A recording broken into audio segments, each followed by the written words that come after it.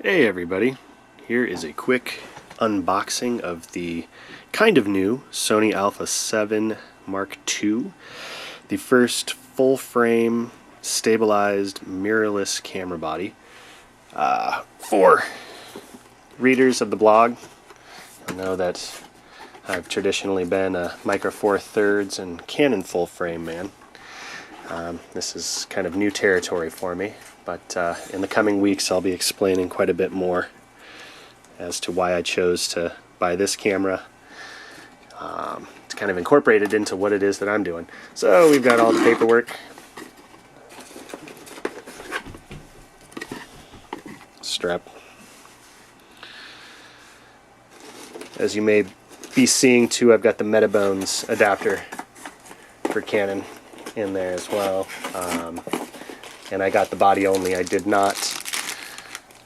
It's like a USB plug, I'm assuming, to charge. That is one thing I find very bizarre about the Sony Alpha system, is the fact that you have to charge the battery in the camera, which to me is ridiculous. Here's that battery. And then the cord. So we'll have a look at that here in just a sec. The obvious benefits to a camera like this are that you've got size reduction because it's a mirrorless camera. You've got a full frame sensor, which is, has its benefits and drawbacks. And again, I think the one that really kind of has intrigued people, myself included more than anything, is the image stabilization built into the body. So I'm going to be shooting this primarily with Canon lenses. I don't have any Sony lenses at this point, and looking to integrate it into my personal workflow, primarily for landscape and for interior shooting.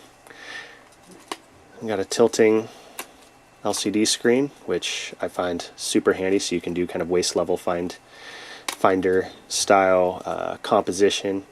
Let's see, substantial or decently substantial grip compared to the original Alpha series, the full frame series. Feels good in the hand. It's certainly small for a full frame camera, as one might imagine. Pop a battery in here and see if the battery's got any juice. Another thing that I find really interesting about this particular camera, and something I'm kind of excited about, is the fact that it has a pretty decent level of weather sealing, which is nice. Alright. Here we go.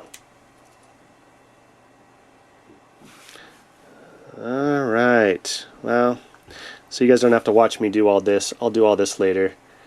Stay tuned. We'll be doing some comparisons, just some image quality tests, some different optics tests using the Canon lenses, and then obviously a more thorough review of the camera itself and its features. We'll see if Sony has streamlined its user interface and menu system since the last time I used a Sony camera, which was the NEX5, that old original NEX5, which I found to be kind of frustrating to use because of all the button pushes it required. But yeah, there it is. I'll also be taking a look at the Metabones EF to Sony E mount smart adapter, which allows autofocus. One of the reasons that I chose to look at this is because I'm having a hard time finding any good information using the new Sony Alpha 2 with its image-based sensor stabilization with this Mark IV, the newest Metabones adapter, which I believe the big difference between the Mark III and Mark IV is that they basically painted this interior with a matte paint compared to a more shiny surface on the Mark III. So I don't think it's a huge performance bump, but we'll take a look. I know that it's kind of a dog when it comes to autofocus, so you won't be shooting sports with this or anything. But again, we'll test it and see if I can get through shooting what I like to shoot with that as a known hindrance. So stay tuned. Thanks for stopping by. Happy shooting.